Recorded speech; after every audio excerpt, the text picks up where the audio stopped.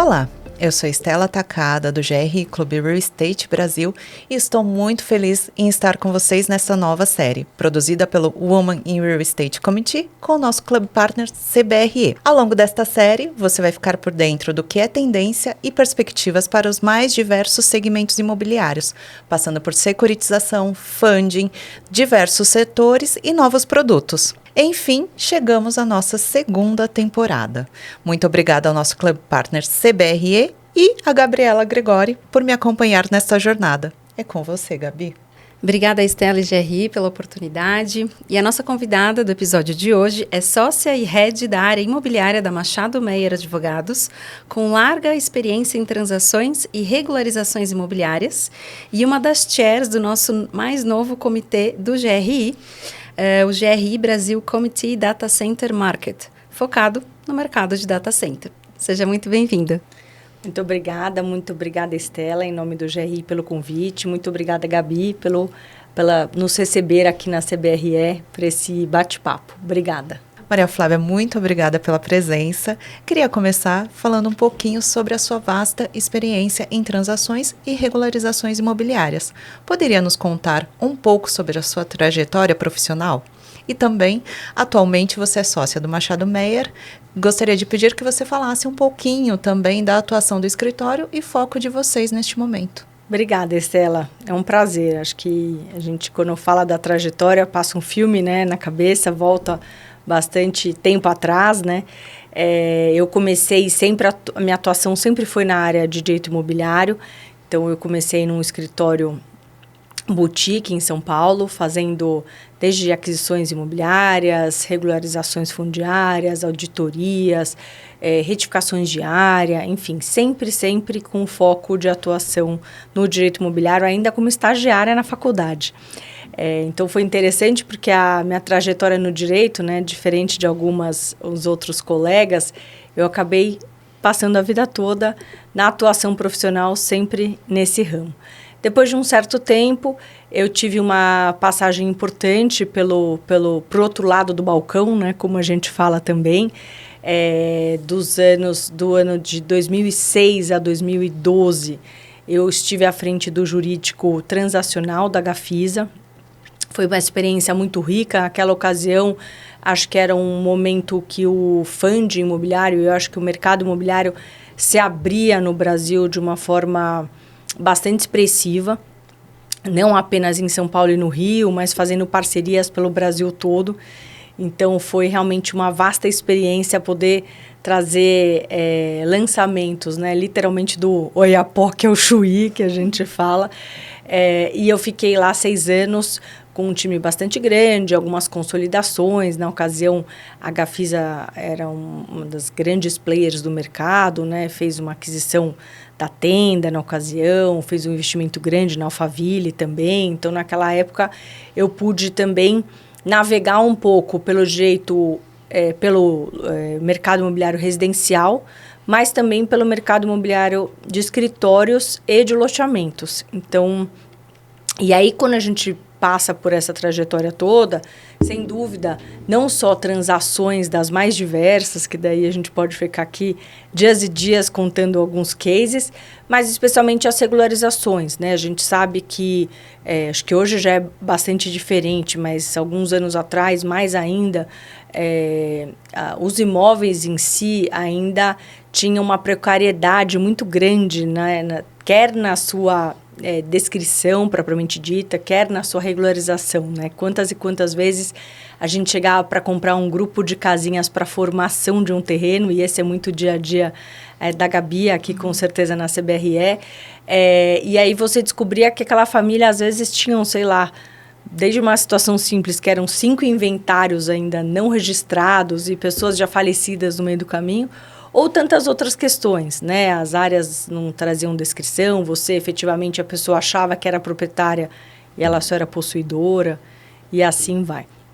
E aí, em 2012, eu recebi o convite para voltar para o escritório, já no cargo de sócia do Machado Meyer, com o objetivo de, naquela ocasião, reestruturar um pouco a área imobiliária do escritório, E eu pensei, puxa, acho que voltar agora com essa bagagem de ter passado também pelo lado do negócio pode ser bastante rico para os futuros clientes e para aqueles que a gente vai atender.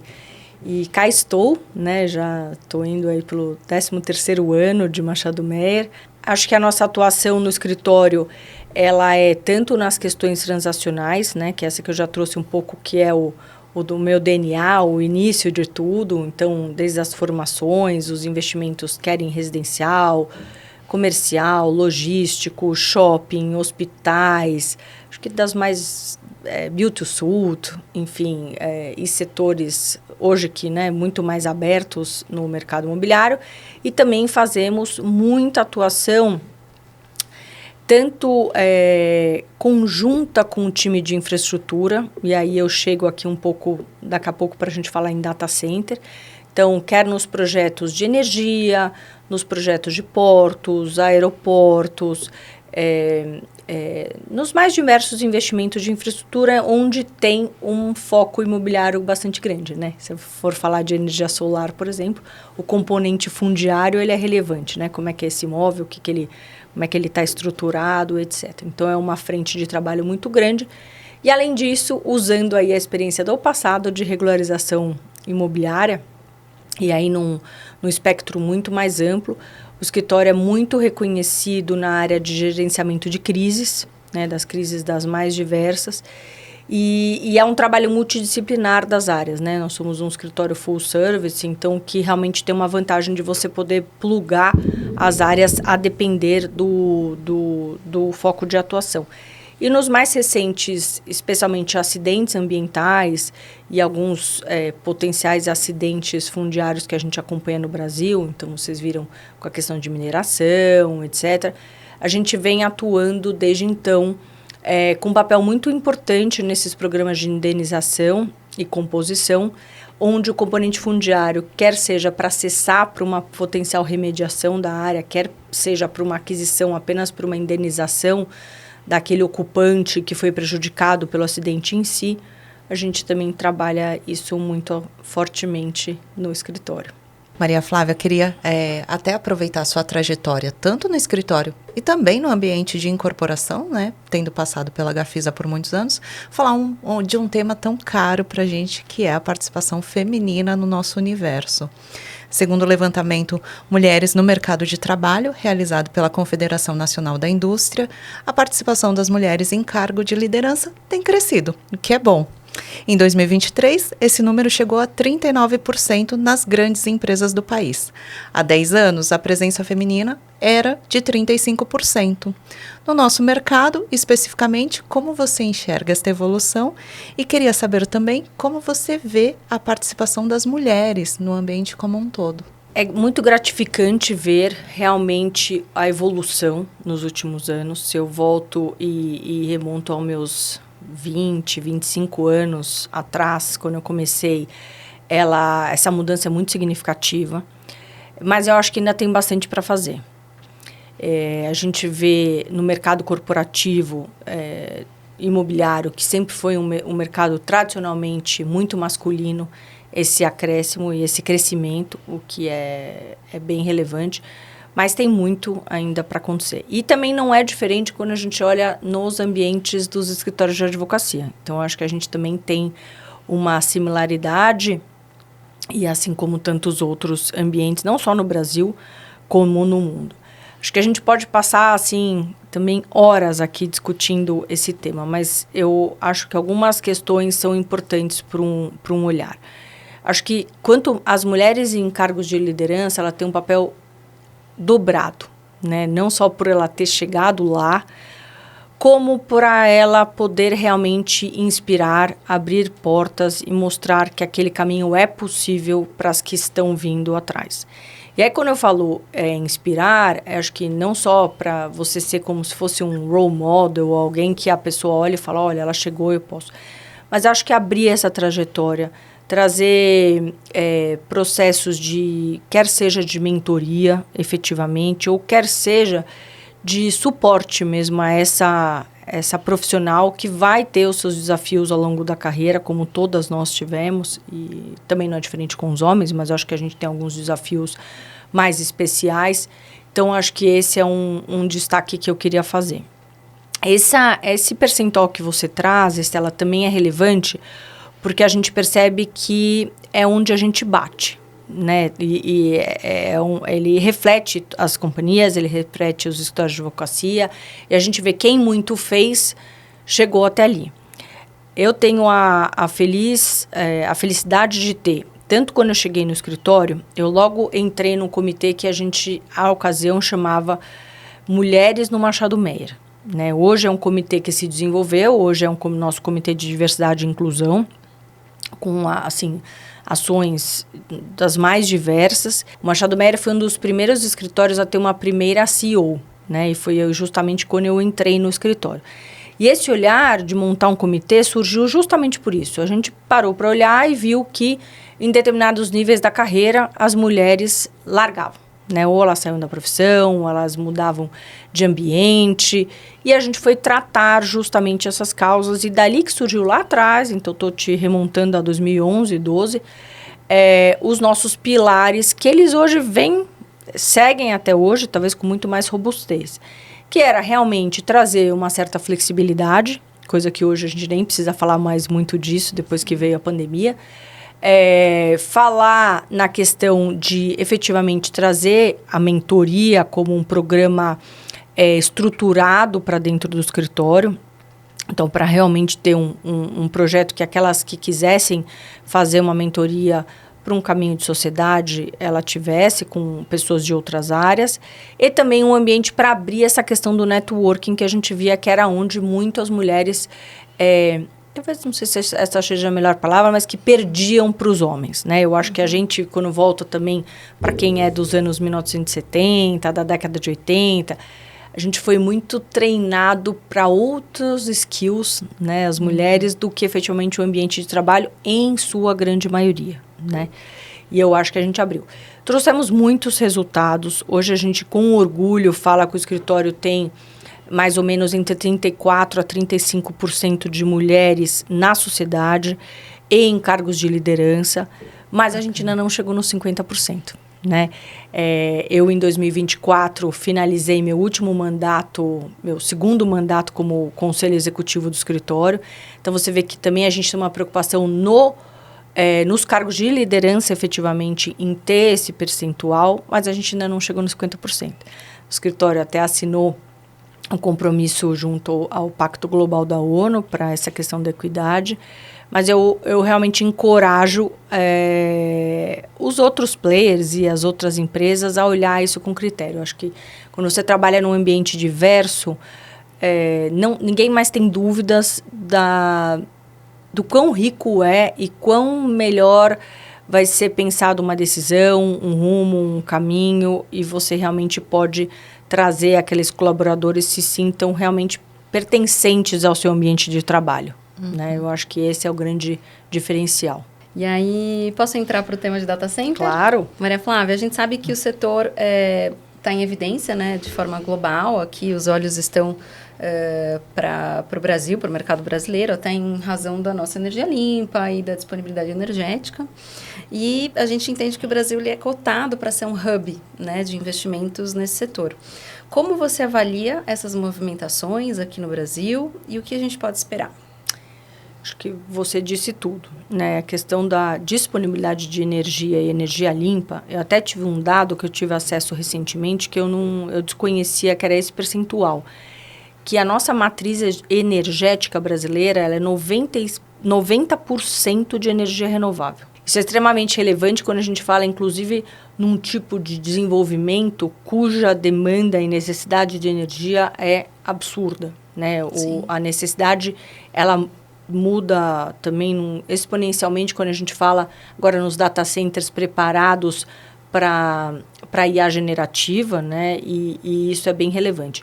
Eu tive no ano passado, inclusive, num congresso, é um congresso anual e mundial de advogados, e conversando um pouco com outros players do próprio mercado imobiliário, a gente verifica que realmente o Brasil está na frente no quesito data center. Acho que tem bastante coisa na Índia, tem bastante coisa acontecendo no México também, em outros países, mas essa questão da preocupação com a energia limpa, ela é prioridade no mundo, e eu acho que o Brasil tem aí já um salto bastante significativo. Acho que é uma questão da gente poder aproveitar esse tipo de investimento, né, capitanear, realmente receber esse tipo de investimento no país, e aí, leia-se, né, sem a gente dificultar muito a nossa situação política, a nossa situação econômica, né, e eu acho que é nesse caminho que a gente vê. Olhando também para 2024, a gente já viu um incremento muito grande de atividade no escritório para o setor de data center. Então, acho que desde os projetos iniciais, né, então, iniciando o desenvolvimento, a parte de auditoria, aquisição, estruturação da questão imobiliária em si para o futuro desenvolvimento, quanto também já revisitando contratos em si de apoio e de instalações que, teoricamente, em data centers que já estão sendo... talvez a palavra não seja retrofitados, mas que estão sendo já adaptados para esse tipo de novo investimento, preparados para futuras expansões, revisitar também modelos de contrato, porque acho que muito se fala dos big techs, né, dos hyperscale, mas a gente vê também um outro mundo aqui, que são dos data centers, enfim, da densidade menor, né, desses clientes ainda tem pulverizados, e tem um espaço eles. muito grande, né. Então, assim, eu acho que a gente tem tudo para realmente ter um caminho de crescimento bastante grande. E até, coincidentemente, nesse ponto, quando eu falo vantagem, comparando, por exemplo, com o México, né, que justamente esse congresso que eu estive foi no México, e a gente ficou bastante assustado, porque eles estão vivendo uma questão lá de reforma constitucional bastante severa, que pode ter uma discussão no olhar efetivamente dos contratos em si, e mais do que isso, não se vê ainda um investimento muito forte na necessidade de energia. Hoje já tem uma demanda que não é atendida em relação à energia, e tem uma preocupação desse crescimento. Então, a gente já vê alguns clientes nossos que também atuam no México, em algumas situações preferindo migrar totalmente o investimento para o Brasil e segurar um pouco essas novas expansões fora daqui por conta da questão energética. Então, se a gente realmente continuar sabendo aproveitar, tem tudo para... E aí, quando ponto, você fala em vantagem em relação a outras economias em desenvolvimento, ou em relação à Índia e América Latina, eu, na verdade, estou trazendo em relação ao México, porque foi um case, efetivamente, que eu vivenciei na prática e trouxe. Mas eu acho que a gente tem algumas vantagens, sim. Quando a gente fala em energia limpa, comparando com o mundo como um todo, sem dúvida. Mas aí pesam outras questões, né? As questões fiscais, as questões dos incentivos, né? Efetivamente, as questões políticas, que a gente também não pode deixar de pensar que a gente tem aí algumas capacidades para gerar crise, né? que são ímpares. Sim. E eu acho que se a gente conseguir acomodar dessa forma... Entendi. Tem tudo para dar certo. Em relação a contratos, Maria Flávia, o que você diria? Contratos ativos desse setor, né? Quais são os pontos que devem ser levados em consideração? E quais os desafios também? Eu acho que, assim, uma questão que a gente se vê no setor é que, a depender do tamanho do data center, os clientes efetivamente buscam uma perpetuidade no imóvel, né? Então, a gente vê um maior investimento para aquisição, efetivamente, ou olhar para um direito real sobre aquele imóvel com um tempo mais longo do que, efetivamente, uma locação. E aí eu trago esse ponto porque até acho que no primeiro GRI que a gente discutiu isso, a gente viu que no painel tiveram muitos interessados em entender um pouco mais do mercado, fazendo um pouco paralelo com o setor logístico e pensando, puxa, então eu posso ser um investidor que eu trago o imóvel e o operador do data center implanta um data center. A gente vê que isso não é tão assim como a gente vê em outros setores, por exemplo, no setor logístico. Primeiro porque para todos os setores, a questão da ocupação do imóvel ela é sensível. Mas o que eu queria dizer é que para o data center a sensação que tem é que é uma camada a mais, né? Os contratos que eles celebram com essas big techs, com essas hyperscale, eles tem multas pesadíssimas. Se tiver uma interrupção de segundos, de minutos na prestação do serviço em si, assim, a empresa realmente... Ele compromete toda a operação dele, né? A operação inteira. E, assim, o risco financeiro é realmente imenso. Então, assim, eles não querem efetivamente ter que parar para pensar ainda num componente adicional, que é o fato de eu ser um primeiro inquilino, né? De eu ser o locatário do imóvel e de eu não ser o ocupante, que nesse peso já tem uma diferença significativa. Então, acho que esse é um ponto que eu chamaria atenção. O segundo é que é comum também muitas discussões onde, quando há um investimento na empresa de data center ou no projeto em si, naturalmente o investidor quer ter acesso a esses contratos com essas empresas. Esses contratos são confidenciais, é muito difícil você conseguir abrir, então a gente também tem orientado para criar matrizes das principais regras, os temas que são mais sensíveis. E, normalmente, um escritório ele pode ser bastante o fiel da balança, atestando que, de repente, aquilo que foi visto reflete um pouco o que normalmente são as preocupações naturais dos investidores, né? Que é tempo de contrato, enfim, alguma questão que pode ser sensível e a uma potencial rescisão, etc. e tal. Então, eu acho que esse é um ponto que também, às vezes, a gente vê que não adianta ficar insistindo, porque é algo que eu teria que levar, por exemplo, para a sede da Microsoft, para a sede da Amazon, isso não vai funcionar e não é assim no Brasil e não é assim no mundo inteiro. Acho que são pontos que eu talvez destacaria. E acho que, de novo, pensar um pouco na expansão. Acho que o contrato, esse é um contrato de longo prazo.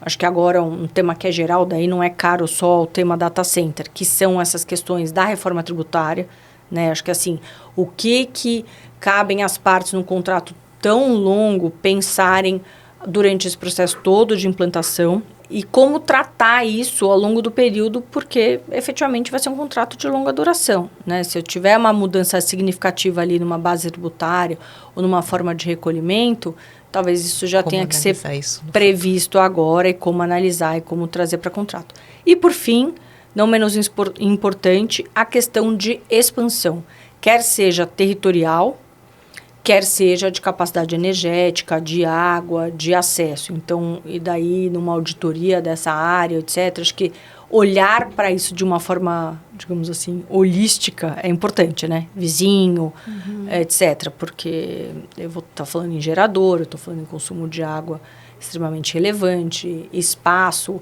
distância, questões de bombeiro que são bem específicas ao data center em si, né? Considerando todos esses pontos que a gente abordou, quais as suas expectativas para o mercado imobiliário ao longo de 2025 como um todo?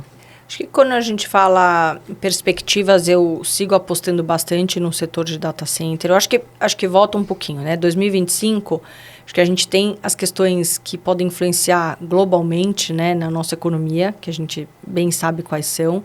Mas acho que talvez a gente também tenha um componente importante que não estamos falando de um ano de eleição federal, né, de alterações em governo federal, que pelo menos só por essa notícia poderia trazer um pouco mais de estabilidade nas questões políticas ainda ao longo do ano, que é diferente quando a gente fala num ano que tem uma eleição muito mais próxima. Dito isso, eu vejo como apostas, sem dúvida, o setor de data center. Eu acho que tem aí uma tendência de crescimento muito grande.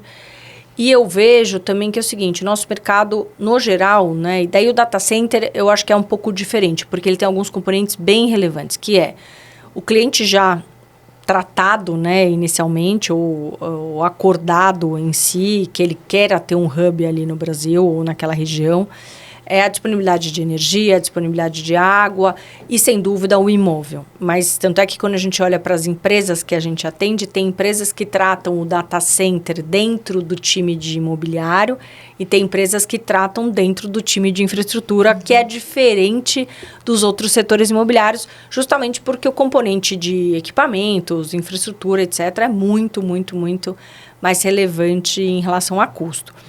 Então, eu vejo ele como menos sensível, por exemplo, a uma questão de taxa de juros, demanda efetivamente da população, que a gente já vê de uma forma diferente quando você fala do restante do mercado imobiliário em si, né? Tanto residencial, quanto comercial, quanto logístico, etc. Que são setores que também a gente aposta, eu acho que tem uma tendência aí de crescimento, e acho que uns, obviamente, menos e outros mais, e aí mais sensíveis, sem dúvida, à questão de moeda, à questão de taxa de juros, que a gente sabe que influencia bastante, porque, consequentemente, também afeta desemprego. Perfeito. Queria agradecer, Maria Flávia.